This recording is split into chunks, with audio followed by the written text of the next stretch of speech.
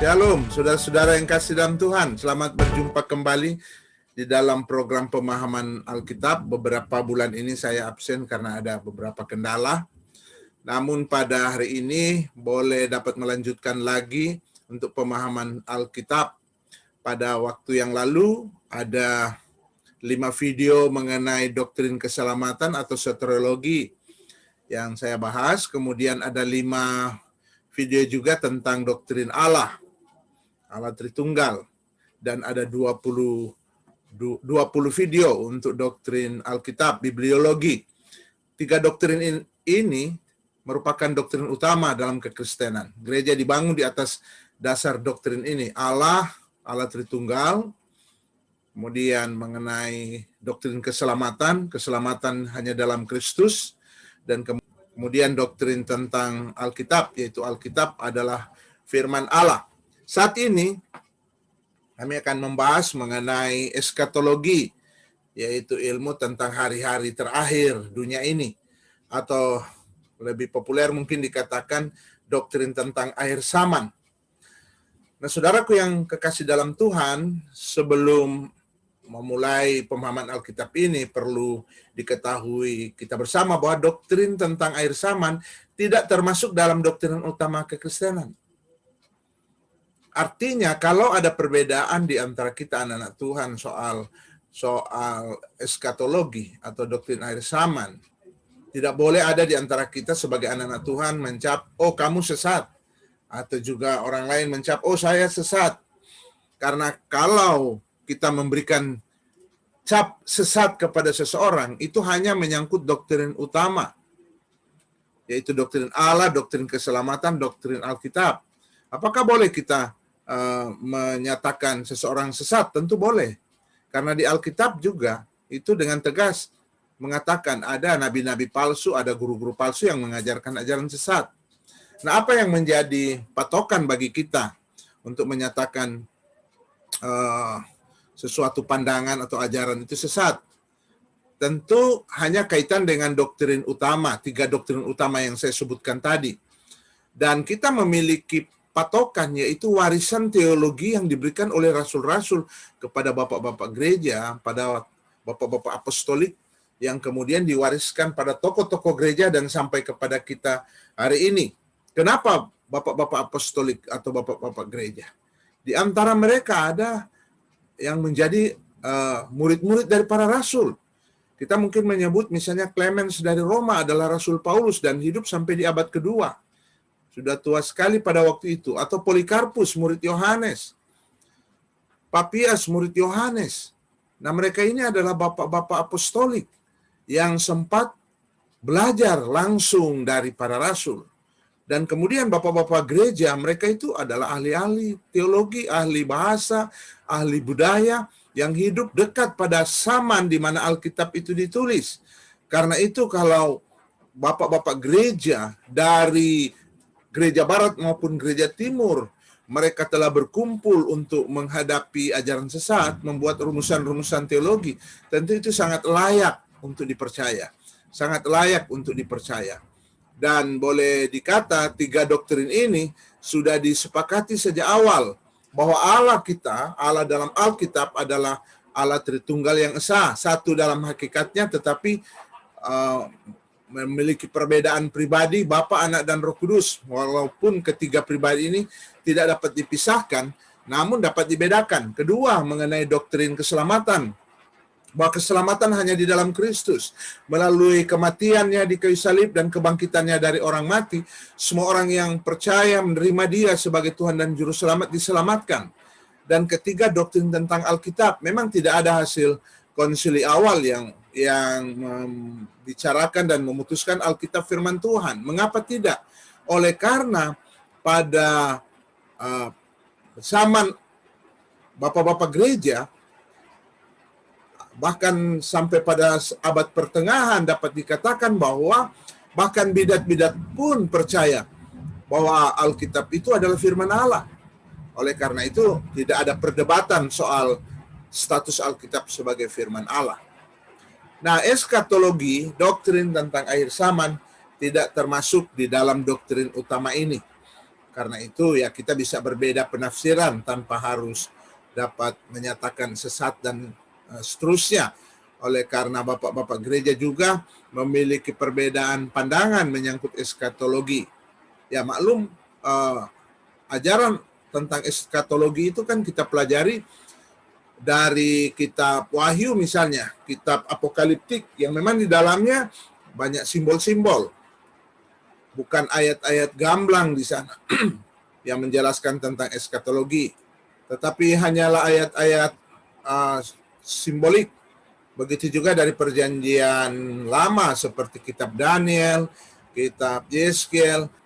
Itu adalah kitab-kitab dapat dikatakan mirip dengan kitab apokaliptik. Oleh karena itu, ya kita memiliki penafsiran mungkin yang berbeda, tetapi kita tetap memiliki ikatan dalam satu iman, satu Tuhan, satu baptisan dalam Kristus. Kita adalah milik Kristus. Terus terang bahwa posisi saya di dalam hal doktrin akhir zaman adalah premil. Maksudnya saya meyakini bahwa Tuhan Yesus akan datang kedua kali ke bumi ini sebelum milenium, sebelum kerajaan 1000 tahun akan berjalan di bumi, di mana Yesus akan menjadi raja di sana. Sehingga itu pandangan ini disebut premil. Tetapi ada banyak hamba-hamba Tuhan, teman-teman saya yang luar biasa, dipakai Tuhan dengan luar biasa. Mereka berpandangan amil, yaitu mereka percaya bahwa 1000 tahun yang dikatakan dalam kitab Wahyu itu hanyalah simbol bagi masa gereja sekarang ini. Sehingga waktu Tuhan Yesus datang kedua kali ke bumi, langsung masuk kepada kekekalan. Tidak ada kerajaan 1000 tahun secara harafiah di bumi ini, di mana Yesus menjadi raja di bumi ini. Tidak ada di dalam pandangan amil. Ada juga satu pandangan, yaitu pandangan postmil, tetapi pandangan ini sudah banyak ditinggalkan orang. Sejak terjadi Perang Dunia Pertama dan Perang Dunia Kedua, pandangan ini mulai ditinggalkan orang. Karena dalam pandangan ini menganggap manusia akan semakin lama akan semakin baik. Dan manusia, orang-orang ini akan membangun tiang-tiang kerajaan Allah. Dalam dunia pendidikan, kebudayaan, ekonomi, hanya kerajaan Allah itu akan terbangun. Ya mungkin semacam konsep adil dan makmur. Tetapi setelah terjadi Perang Dunia Pertama dan Kedua, mereka akhirnya melihat kenyataan manusia bukan lebih lama lebih baik, tetapi manusia ternyata lebih lama lebih jahat. Mereka sadar bahwa tidak mungkin manusia dapat membangun kerajaan Allah, tetapi Tuhan sendirilah yang akan membangunnya. Karena itu praktis pada akhir-akhir ini, mungkin dua pandangan ini saja, premil dan amil. Kedua pandangan ini dianut oleh Bapak Gereja, misalnya Eranius itu cenderung kepada premil. Tetapi abad kemudian muncul Agustinus yang memperkenalkan pandangan amil. Jadi di antara Bapak Gereja juga mereka memiliki pandangan. Karena itu, doktrin eskatologi tidak termasuk dalam doktrin utama kekristenan. Dan kita mesti menyadari itu, sehingga itu hal-hal yang sifatnya sekunder begini tidak perlu harus diperdebatkan secara sengit, tidak perlu juga sambil saling sesat menyesatkan, karena ini hanya doktrin sekunder. Namun kalau itu menyangkut doktrin utama, maka kita harus berdebat dengan sengit untuk menguji kebenaran, karena itu menyangkut dasar-dasar fundamen dari kehidupan gereja Tuhan, kehidupan kekristenan yang sudah berjalan 20 abad ini. Baik gereja barat yang terdiri dari gereja Roma Katolik dan gereja Protestan dengan ratusan mungkin aliran yang ada, semua menerima doktrin Allah Tritunggal yang dibahas dalam Konsili Nisea dan Konstantinopel dan konsili berikut-berikutnya. Begitu juga gereja timur, gereja ortodoks. Ya, gereja ortodoks timur seperti gereja ortodoks Syria, ortodoks Mesir, ortodoks Rusia, dan juga gereja ortodoks lainnya. Semua mereka menerima doktrin Allah Tritunggal. Karena itu doktrin ini merupakan doktrin utama.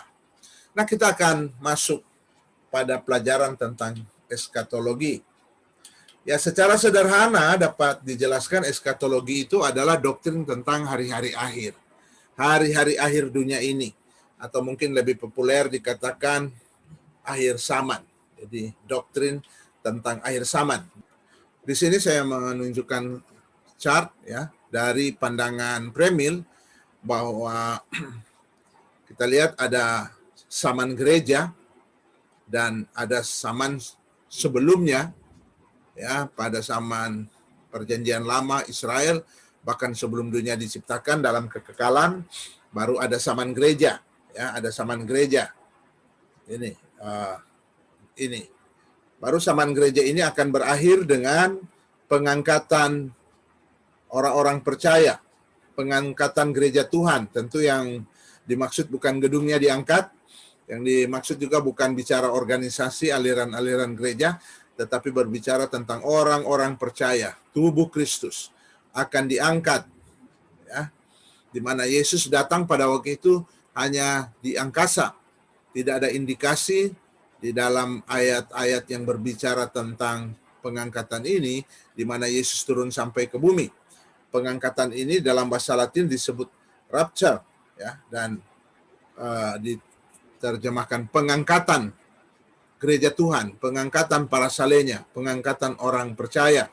Baru kemudian masuk kepada masa tribulasi, periode masa sengsara, periode sengsara.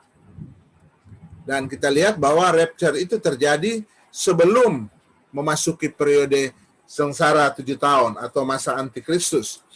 Karena itu selain premil, chart ini menunjukkan pada kita juga pandangan pre-trib. Sebelum tribulasi, Yesus datang menjemput orang-orang percaya pada masa ini.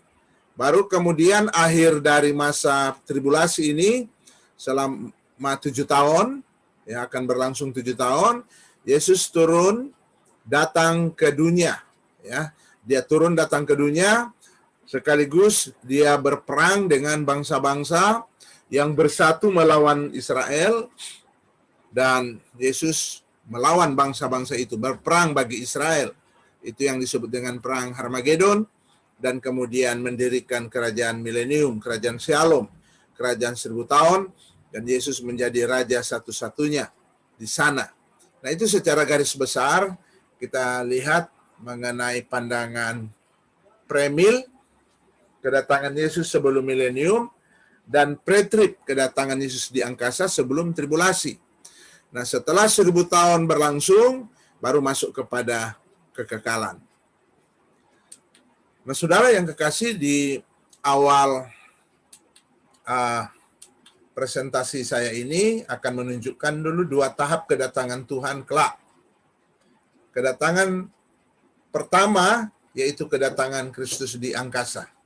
Dalam 1 Tesalonika 4, 1 Tesalonika 5, kemudian 2 Tesalonika 2. Mari kita lihat ayat-ayatnya. 1 Tesalonika 4 ayat 16, di sana dikatakan, sebab pada waktu tanda diberi, yaitu pada waktu penghulu malaikat berseru, dan sangkakala Allah berbunyi, maka Tuhan sendiri akan turun dari sorga, dan mereka yang mati dalam Kristus akan lebih dahulu bangkit. Sesudah itu, kita yang hidup, yang masih tinggal, akan diangkat. Kaum premil menafsirkan kata ini, akan diangkat, itu secara literal, secara harafiah, bahwa memang orang-orang percaya akan mengalami pengangkatan ke sorga. Kenapa? Karena tanah air kamu adalah di dalam sorga. Dan dari situ juga kamu menantikan Yesus sebagai juru selamat, ya, yang akan mengubahkan tubuh kita yang hina ini menjadi tubuh yang mulia seperti tubuhnya. Itu di dalam Filipi 3 ayat 20 dan 21. Jadi kata diangkat di sini, kaum premil menafsirkan itu secara harafiah. Saudara-saudara kita kaum amil ini tidak menafsirkan secara harafiah. Mereka mentafsirkan kata diangkat sini artinya dihimpunkan di hadapan Tuhan. Dihimpunkan di hadapan Tuhan.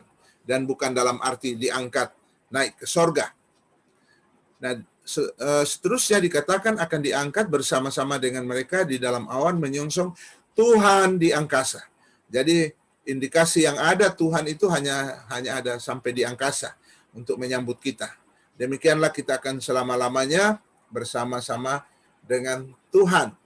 Nah, saudaraku yang kekasih dalam Tuhan, mengapa kaum Premil itu cenderung menafsirkan nubuatan perjanjian lama itu digenapi secara harafiah, ya, atau nubuatan perjanjian baru juga ke depan digenapi secara harafiah. Mengapa demikian? Ada beberapa alasan, tetapi satu aja saya kemukakan alasannya, yaitu nubuat PL yang sudah digenapi pada masa perjanjian baru atau sampai pada hari ini, kalau kita periksa, hampir semuanya nubuatan PL itu digenapi secara harafiah. Hampir semuanya. Sebab kalau itu digenapi secara alegoris, maka kita sendiri tidak akan tahu apakah itu penggenapan dari nubuat perjanjian lama atau bukan. Kita mungkin akan meraba-raba, menduga-duga, oh ini penggenapan dari nubuat ini. Tetapi kita lihat nubuat di dalam Alkitab misalnya tentang Yesus, bahwa dia akan lahir di Bethlehem menurut Mika 5 ayat 1. Dan penggenapannya memang terjadi secara harafiah. Yesus lahir di Bethlehem. Nubuatan di Sakaria 9 bahwa lihatlah rajamu datang, Mesias akan datang. Ia akan menunggang keledai, beban, mudah, betina, dan itu yang terjadi. Yesus memasuki Yerusalem menjelang hari Paskah, beberapa 5 hari sebelum hari Paskah, dan hari di mana dia disalibkan. Kita lihat itu digenapi secara harafiah, dan masih ada banyak lagi nubuatan-nubuatan yang bahkan nubuatan kecil tentang Yesus penggenapannya secara harafiah. Misalnya tidak ada satu tulangnya pun yang patah. Nah, ini saudara digenapi ketika Yesus disalibkan. Nah, biasanya prajurit Roma akan mematahkan kaki dari orang-orang yang disalib kalau itu menjelang buka Sabat, karena mereka menghargai Sabat Yahudi juga, maka akan menurunkan mayat-mayat dari kayu salib. Dan kita tahu 2 penjahat yang ada di kiri sebelah kanan, kaki mereka dipatahkan. Artinya supaya kalau mereka hanya pingsan dan sadar kembali, mereka tidak dapat melarikan diri. Tetapi Yesus tidak dipatahkan kakinya. Ketika komandan pasukan melihat bahwa dia sudah mati, maka tidak dipatahkan kakinya. Dan nubuatan dalam Mazmur 22, Mazmur Mesianik ini digenapi secara detail. Tidak ada kakinya yang dipatahkan. Kemudian mereka dikatakan mereka membagi pakaianku, dan itu terjadi di bawah tiang salib. Kemudian bagaimana Yesus antara penjahat-penjahat, berada di antara penjahat-penjahat, anjing-anjing, gerombolan-gerombolan penjahat mengerumuni aku. Itu digenapi secara harafiah. Dan masih banyak lagi nubuatan PL yang sudah digenapi di dalam perjanjian baru yang penggenapannya harafiah. Karena kalau penggenapan harafiah, kita tentu dapat mengetahui, oh ini penggenapan dari nubuat perjanjian lama. Memang sih ada nubuat perjanjian lama yang digenapi secara alegoris. Tetapi ya saya tahu bahwa mungkin cuma satu itu, atau mungkin ada lain tapi sedikit. Yaitu ketika persidangan di Yerusalem, Kisah Rasul 15, dan Yakobus berdiri dan kemudian mengutip dari perjanjian lama, yaitu mengenai pondok Daud yang telah roboh akan dibangkitkan, dan Yakobus menerapkan itu kepada bergabungnya bangsa-bangsa lain ke dalam tubuh Kristus. Dan dia menganggap Yakobus bahwa itu adalah penggenapan secara alegoris dari apa yang dikatakan perjanjian lama, pondok Daud yang telah roboh akan dibangkitkan. Namun juga kalau kita melihat nubuatan ini digenapi kedua kali pada peristiwa kerajaan milenium di mana Israel dipulihkan di sana. Jadi saudara-saudara yang kekasih dalam Tuhan, itulah mungkin yang membedakan Premil dan Amil. Kita melihat kitab Wahyu misalnya, orang-orang Premil melihat itu menggambarkan peristiwa-peristiwa yang akan datang, ya akan terjadi nanti ke depan. Sementara saudara-saudara kita ambil melihat apa yang dituliskan di dalam kitab Wahyu itu adalah simbol bagi peristiwa-peristiwa yang sudah terjadi. Di situ aja perbedaannya. Tetapi yang sama antara premil dengan amil, bahkan sama juga dengan postmil, yaitu semuanya percaya Yesus akan datang lagi. Amin. Ya, Yesus akan datang lagi. Amin. Tetapi bagaimana peristiwa-peristiwa detailnya, memang kita memiliki penafsiran yang berbeda. Oke, Bapak Ibu sekalian, saudara-saudara yang kekasih dalam Tuhan, mari kita lihat secara poin demi poin kedatangan Tuhan yang pertama ke bumi. Itu terjadi di akhir masa gereja sekarang ini. Dan sebelum masa sengsara besar atau masa tribulasi.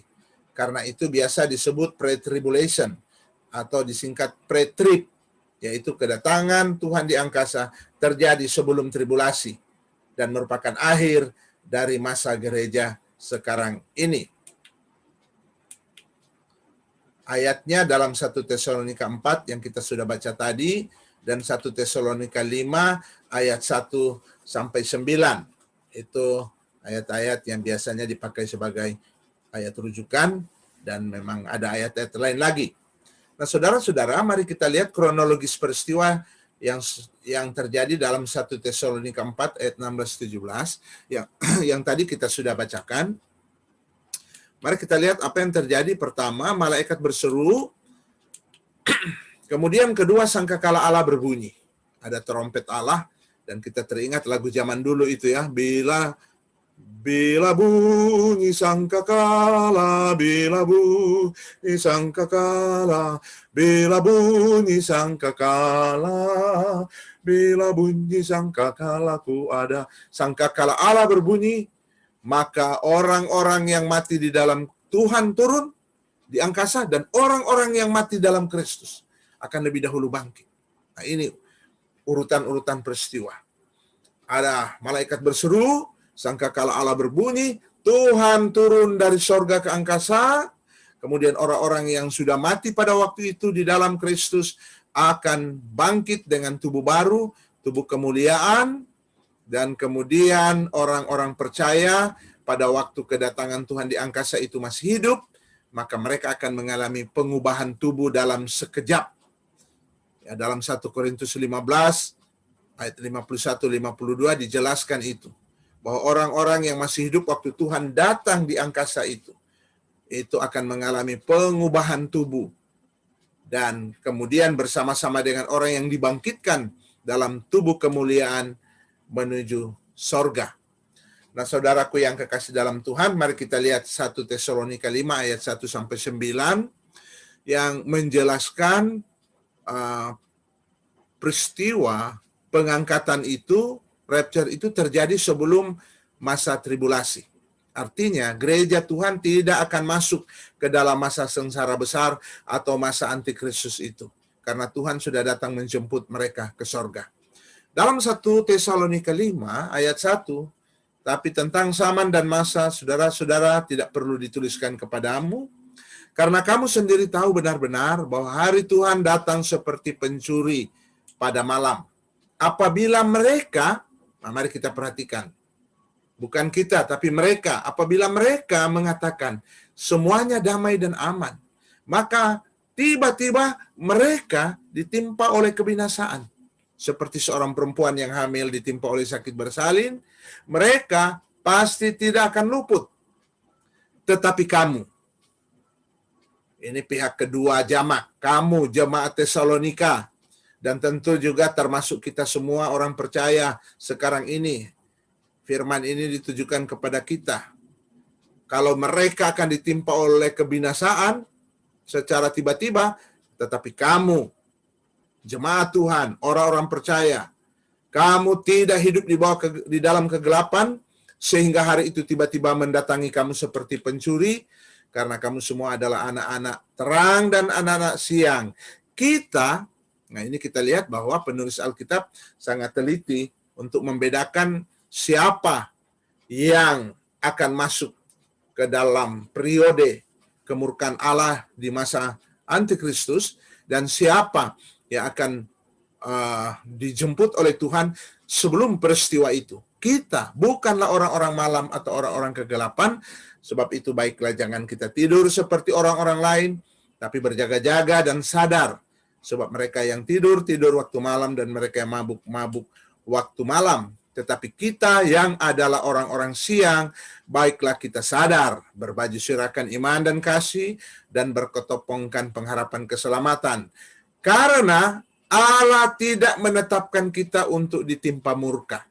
Nah, saudara, kaum premil dan khususnya pretrip mengartikan kalimat ini, murka di sini bukan cuma murka di lautan api. Kita tidak lagi akan ke sana karena kita sudah menjadi milik Tuhan. Kita sudah dibebaskan dari murka Allah yang akan datang di lautan api. Tetapi juga kalimat ini berlaku bagi murka Allah yang akan dinyatakan pada masa tribulasi itu.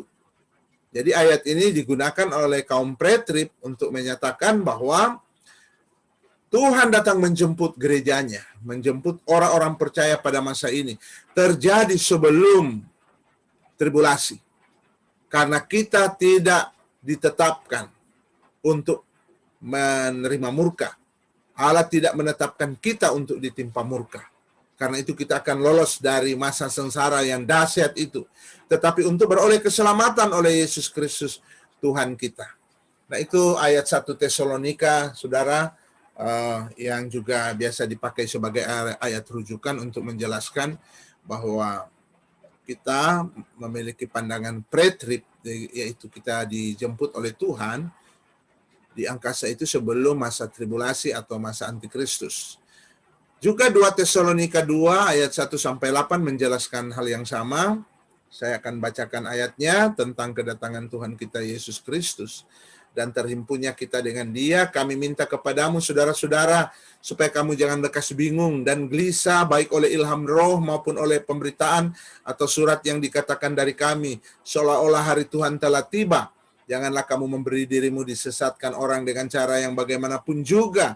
Sebab sebelum hari itu haruslah datang dahulu murtad dan haruslah dinyatakan dahulu manusia durhaka yang harus binasa. Yaitu lawan yang meninggikan diri di atas segala yang disebut atau yang disembah sebagai Allah. Bahkan ia duduk di bait Allah dan mau menyatakan diri sebagai Allah. Tidakkah kamu ingat bahwa hal itu telah kerap kali kukatakan kepadamu ketika aku masih bersama-sama dengan kamu. Dan sekarang kamu tahu apa yang menahan dia, sehingga ia baru akan menyatakan diri pada waktu yang telah ditentukan baginya. Nah, saudara, kaum premil mengartikan bahwa yang menahan antikristus untuk dengan leluasa melakukan melakukan keinginannya, terutama untuk menganiaya orang-orang yang percaya, ada yang menahan, masih ada yang menahan, sehingga dia tidak secara penuh, secara full dapat melakukan itu, meskipun dia sudah melakukan sejak abad pertama. Kita sudah bisa melihat bagaimana orang-orang Kristen dianiaya, dan pasti yang menganiaya ini adalah kelompok antikristus. Meskipun antikristus yang sedang kita bicarakan sini, yaitu nanti big boss-nya yang akan datang. Bahwa masih ada yang menahan, sehingga masa tribulasi yang dikatakan oleh Tuhan Yesus dalam Matius 24, yaitu tidak pernah terjadi dan tidak akan pernah terjadi lagi. Betapa dahsyat sekali penderitaan yang akan terjadi pada waktu itu. Misalnya kalau selama ini perang sudah terjadi di berbagai tempat, bertahun-tahun, selama tahun Masehi ini. Tapi pada masa tribulasi itu, seluruh dunia akan terlibat di dalam perang. Akibatnya adalah kelaparan terjadi di seluruh dunia. Dari zaman dulu, abad-abad lalu, sudah terjadi kelaparan di berbagai tempat, ya. Tetapi nanti kalau pada masa tribulasi akibat perang yang melibatkan seluruh negara, mengakibatkan juga seluruh dunia ini mengalami krisis ekonomi. Tapi itu belum terjadi, oleh karena masih ada yang menahannya. Di dalam kalangan pretrip ada dua penafsiran tentang siapa yang menahan ini. Pertama, Roh Kudus. Itu penafsiran pertama. Roh Kudus masih ada di dunia ini, maka antikristus belum leluasa bekerja. Tetapi pandangan kedua, yaitu gereja Tuhan, yaitu orang-orang percaya masih ada di dunia ini. Oleh karena itu, Antikristus belum diizinkan untuk sebebas-bebasnya melakukan kejahatannya. Saudara, biasanya kalangan pre-trib itu mengambil gambaran bagaimana Lot waktu disuruh keluar dari Sodom dan Gomora, tetapi mereka berlambat-lambat, maka malaikat menarik Lot dan menyuruh untuk segera keluar dari Sodom. Dan malaikat ini berkata, karena sebelum kalian keluar dari kota ini, Tuhan belum akan membumi hanguskan kota ini. Artinya bahwa orang-orang percaya tidak akan dihukum bersama-sama dengan dunia ini. Paulus menulis surat kepada jemaat Korintus, 1 Korintus 11 ayat 32. Dan Paulus berkata, jikalau kamu mendapat hukuman dari Tuhan, itu karena kamu dididik. Sebab Allah tidak akan menghukum kamu bersama-sama dengan dunia. Itu pemahaman dari kaum premil, sehingga itu masih ada yang menahan Antikristus bekerja secara optimal. Dan di dalam ayat 27, karena secara rahasia, kedurhakaan telah mulai bekerja. Jadi memang sudah bekerja. Antikristus sudah ada. Bahkan pada zaman rasul-rasul sudah dibicarakan tentang Antikristus. Yohanes sudah membicarakan dalam 1 Yohanes tentang datangnya Antikristus. Tetapi sekarang masih ada yang menahan. Kalau yang menahannya itu telah disingkirkan, nah disinilah kita lihat bahwa kalangan premil dan pretrib menafsirkan bahwa ketika yang menahannya, yaitu gereja, orang-orang percaya masih ada di dunia ini, disingkirkan dalam arti diangkat ke sorga, dinaikkan ke sorga, dirapture ke sorga. Atau kalau yang menafsirkan Roh Kudus kembali tinggalkan dunia ini, kembali ke sorga. Maka Antikristus mulai dengan leluasa melakukan kejahatannya. Di ayat 8, pada waktu itulah si pendurhaka baru akan menyatakan dirinya, tentu menyatakan secara terus terang bahwa mereka atau dia ya big boss-nya dan tentu pengikut-pengikutnya adalah Antikristus, ya. Itu nanti ketika yang menahannya sudah disingkirkan, orang-orang percaya sudah diangkat, barulah si pendurhaka Antikristus itu akan menyatakan dirinya. Tetapi nasib akhirnya kalau kita pelajari mengenai tribulasi, Tuhan Yesus datang kedua kali akan memusnahkan mereka pada perang Harmagedon. Nah, saudara yang kekasih dalam Tuhan, itu tadi itu tahap pertama kedatangan Tuhan di bumi, di angkasa. Tetapi tahap kedatangan Tuhan kedua kali ke bumi, kedatangan Kristus kedua kali ke bumi, Sakaria 14, Wahyu 19. Mari kita lihat dulu ayatnya. Sesungguhnya akan datang hari yang ditetapkan Tuhan, maka jarahan yang dirampas daripadamu akan dibagi-bagi di tengah-tengahmu. Aku akan mengumpulkan segala bangsa untuk memerangi Yerusalem. Kota itu akan direbut, rumah-rumah akan dirampoki, dan perempuan-perempuan akan ditiduri. Setengah dari penduduk kota itu harus pergi ke dalam pembuangan, tetapi selebihnya dari bangsa-bangsa itu akan dilenyapkan dari kota itu. Kemudian Tuhan akan maju berperang melawan bangsa-bangsa itu, seperti ia berperang pada hari pertempuran. Seperti tadi yang saya katakan, bahwa Tuhan akan datang kedua kali, dan dia akan berperang bagi Israel, bangsa pilihannya, dan dia akan memusnahkan semua pengikut Antikristus, bangsa-bangsa yang bekerja sama dengan Antikristus akan dimusnahkannya, dan pada waktu itu kakinya akan berjejak di Bukit Zaitun. Saudara-saudara, kalangan Amil tentu menafsirkan semua ini secara alegoris, tetapi saya sendiri tidak tahu bagaimana ya kalau mau ditafsirkan secara alegoris peristiwa-peristiwa ini. Misalnya pernyataan di sini, kakinya akan berjejak di Bukit Zaitun. Bagaimana ini mau diartikan secara alegoris?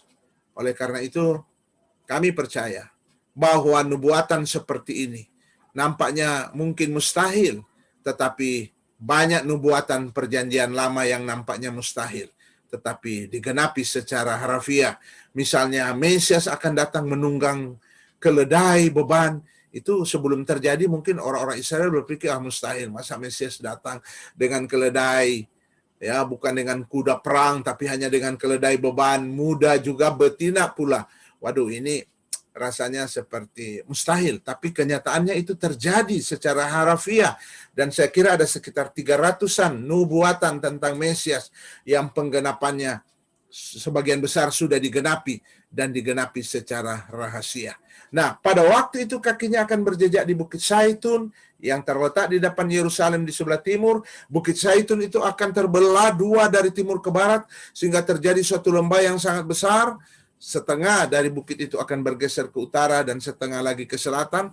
Dalam penjelasan kaum Premil bahwa itu akan menyediakan satu lahan yang besar untuk pusat kerajaan damai, dan apa yang dijanjikan kepada Abraham, tanah yang engkau pijak, bahkan pada waktu dengan Lot, tanah yang engkau lihat, sebatas itulah tanah yang akan kuberikan kepadamu.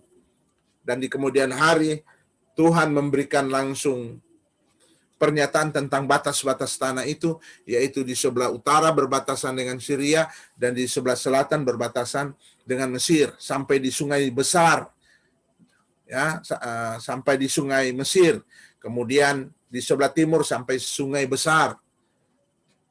Jadi kita lihat kawasan itu belum pernah diduduki oleh Israel. Bahkan hari ini Yerusalem saja itu tidak dikuasai oleh Israel seluruhnya. Yerusalem Timur masih dikuasai oleh Palestina. Bahkan Bethlehem, kota di mana Mesias lahir di situ, itu adalah masih wilayahnya Palestina. Tetapi pasti janji Tuhan akan digenapi.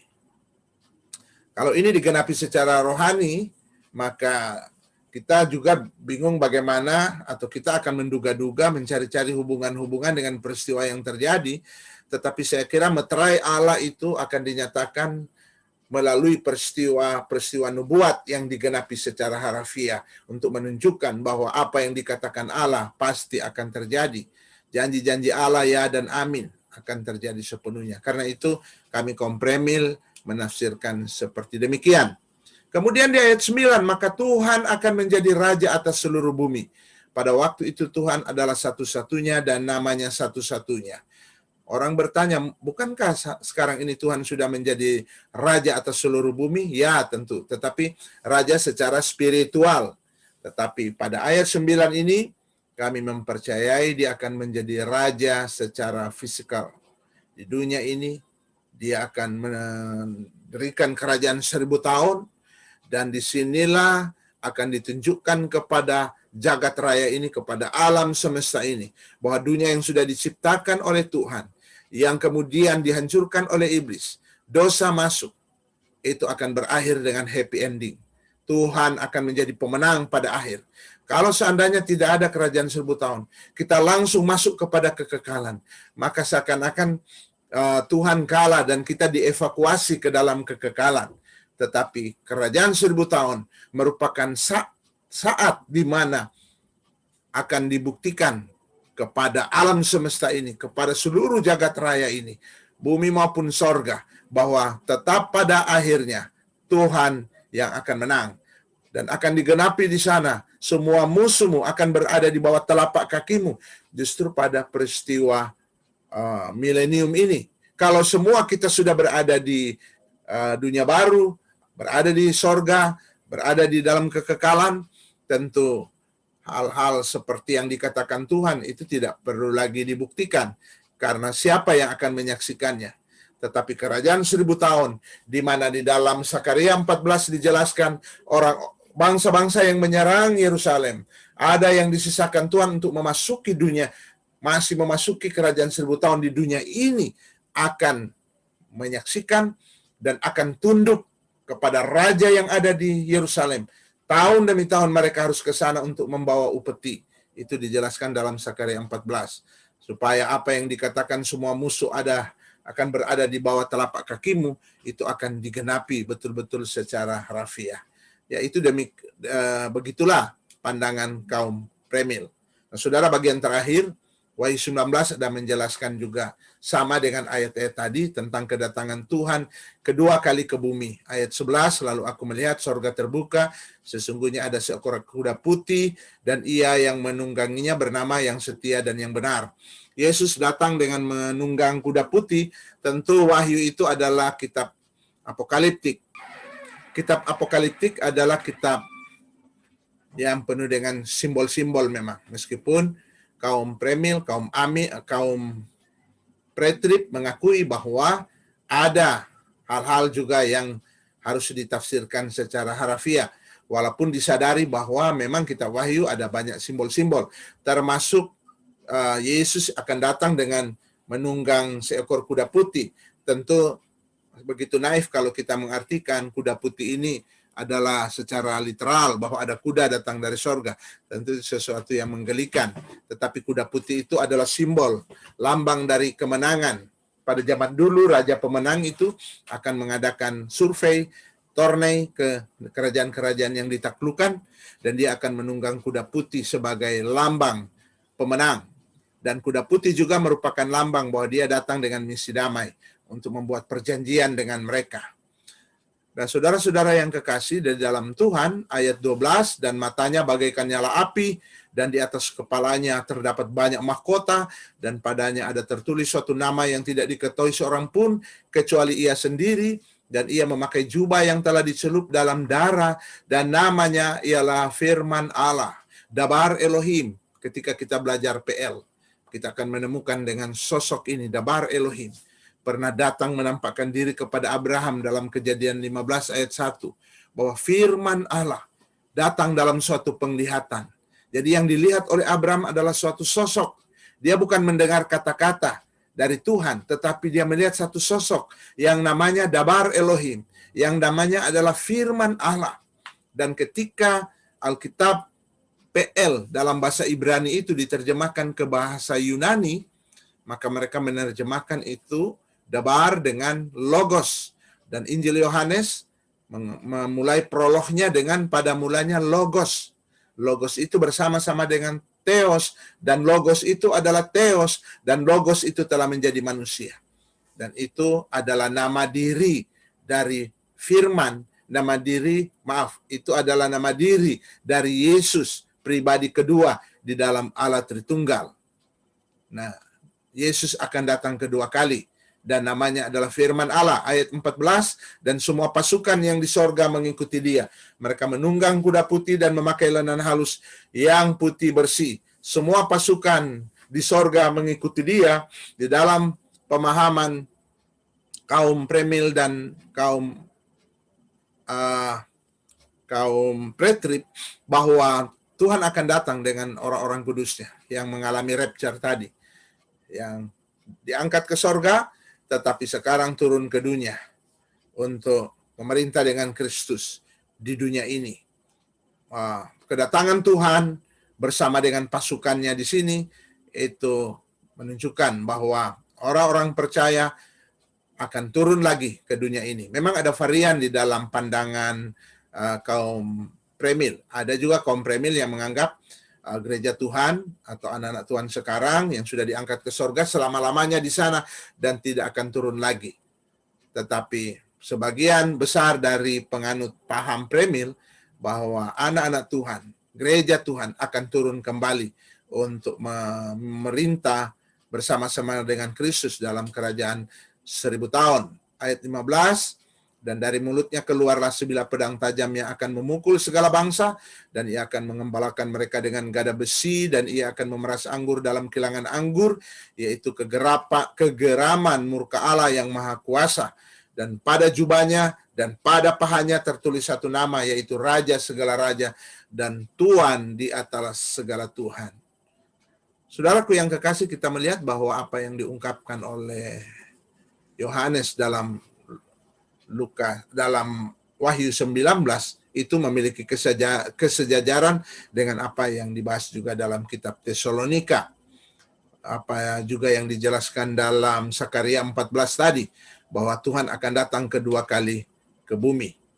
Dan itu akan terjadi pada akhir masa tribulasi, sebelum kerajaan milenium. Karena itu disebut premil.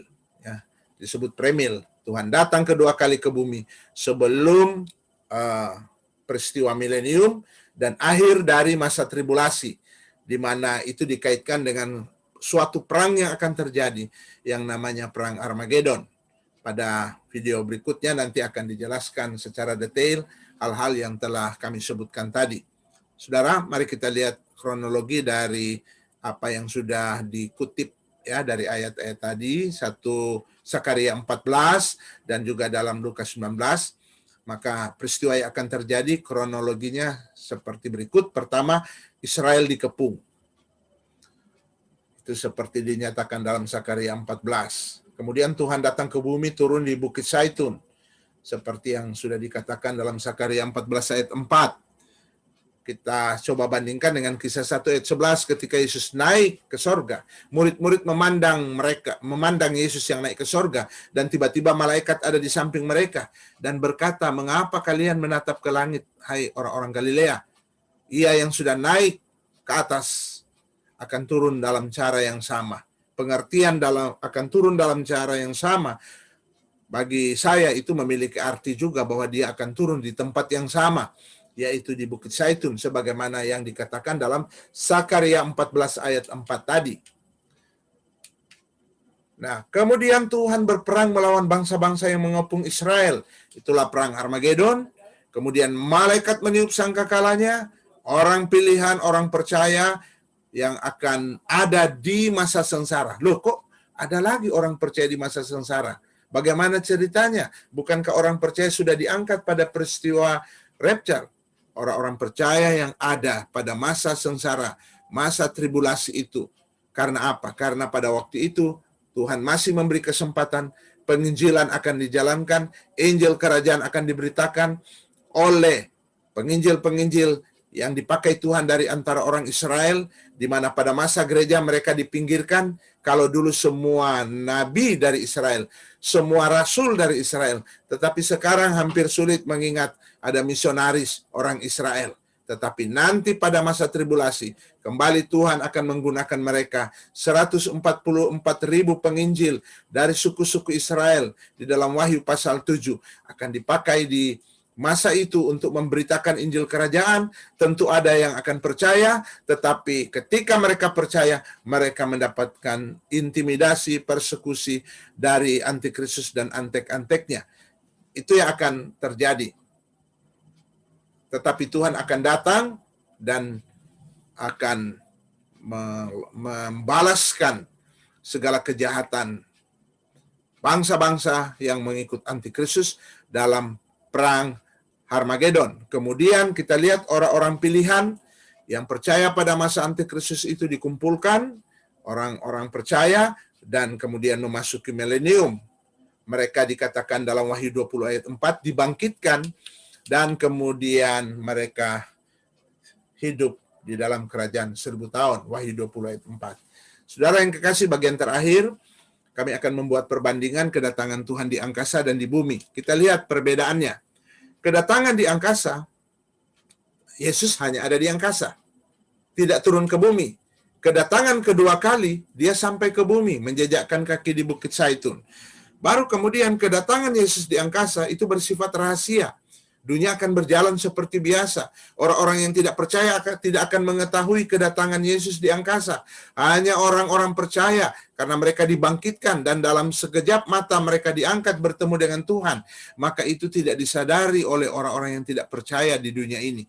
Mereka cuma kaget kenapa ada banyak orang percaya di sekitar mereka, tiba-tiba hilang bersama. Tidak lagi kelihatan mereka. Gedung-gedung gereja yang biasanya penuh, kok sekarang nggak, kosong, atau mungkin 1-2 orang saja yang ada di situ tertinggal. Yang bersifat rahasia. Tetapi kedatangan Tuhan kedua kali bersifat umum. Semua akan tahu. Wahyu 1 ayat 7 mengatakan bahkan semua mata akan memandang dia. Matius 24 mengatakan akan tampak tanda anak manusia di langit dan semua bangsa akan meratap. Wahyu 1 ayat 7 juga semua bangsa akan meratap. Karena mereka melihat dia yang mereka tolak dulu, dia yang mereka hujat dulu, sekarang datang berkendara awan-awan dalam kemuliaannya. Itu perbedaan dengan kedatangan di angkasa. Dia datang dan bahkan mereka yang ada di alam bersah, yaitu mereka yang pernah menikam dia akan melihat dia. Wahyu 1 ayat 7. Kedatangan Tuhan Yesus di angkasa penuh bahagia karena dia akan datang menjemput pengantinnya. Dia adalah mempelai pria yang datang menjemput mempelai wanita, yaitu jemaat, akan diangkat karena itu suasananya penuh bahagia pada waktu kedatangannya di angkasa. Tetapi suasana ketika dia datang ke bumi itu begitu menyeramkan. Tadi dikatakan matanya bersinar begitu tajam, lebih tajam dari sinar matahari. Mukanya bersinar dengan sinar kemuliaan yang menakutkan bagi orang-orang yang tidak percaya. Karena itu mereka menangis, berteriak, menjerit. Selain mereka takut, tetapi juga mereka menyesal karena pernah menolak Dia sebagai Tuhan dan Juru Selamat. Kedatangan Tuhan di bumi kedua kali dijelaskan misalnya dalam Wahyu pasal 1. Itu Dia datang dengan mukanya yang bersinar terik dan kakinya itu mengkilap seperti tembaga dalam perapian yang menyala-nyala. Sudah tentu ini Dia datang di dalam kemuliaannya yang sesungguhnya. Sehingga orang-orang pada ketakutan. Suasananya begitu menyeramkan. Kemudian kedatangan Yesus di angkasa, ya, mengangkat gerejanya, tetapi kedatangan kedua kali adalah untuk mendirikan kerajaan Shalom bagi orang-orang yang percaya, kerajaan penuh damai sejahtera, yaitu kerajaan milenium. Saudara, pada sesi kali ini saya akhiri dengan kita melihat chart lagi di sini. Kita lihat peristiwa salib. Baru kemudian kita melihat masa gereja di sini. Masa gereja di sini yang berakhir dengan rapture, pengangkatan tadi sudah dijelaskan. Baru kemudian masa sengsara besar ini, atau biasa disebut masa antikristus. Baru kemudian kedatangan Tuhan kedua kali ke dunia. Dan disinilah perang Harmagedon. Baru kemudian bagaimana Tuhan bertakhta dan menghakimi seluruh bangsa. Dan kemudian akan masuk kepada kerajaan milenium. Itu secara garis besar. Dan pada video berikut akan dijelaskan lebih detail pada peristiwa-peristiwa tersebut. Pada video kali ini yang dijelaskan hanyalah mengenai kedatangan Tuhan di angkasa, perbedaannya dengan kedatangan Tuhan ke bumi. Kiranya pada kesempatan berikut dapat menjelaskan bagian-bagian yang lain. Kiranya nama Tuhan Yesus dimuliakan, kiranya kita diberkati, dan sekali lagi saya mau mengingatkan bahwa eskatologi bukanlah doktrin utama. Tidak perlu membuat perpecahan atau kita saling menuduh sesat atau menyesatkan, karena ini bukan doktrin utama kekristenan. Tetapi kalau menyangkut doktrin utama kekristenan, saya kira tiada maaf, tiada kompromi. Kita harus menegakkan kembali doktrin yang sudah diajarkan selama 20 abad ini, yang sudah diwariskan para rasul, pada bapak-bapak gereja, pada tokoh-tokoh gereja, dan boleh sampai kepada kita saat ini. Terima kasih, Tuhan Yesus memberkati. Haleluya, haleluya, amin.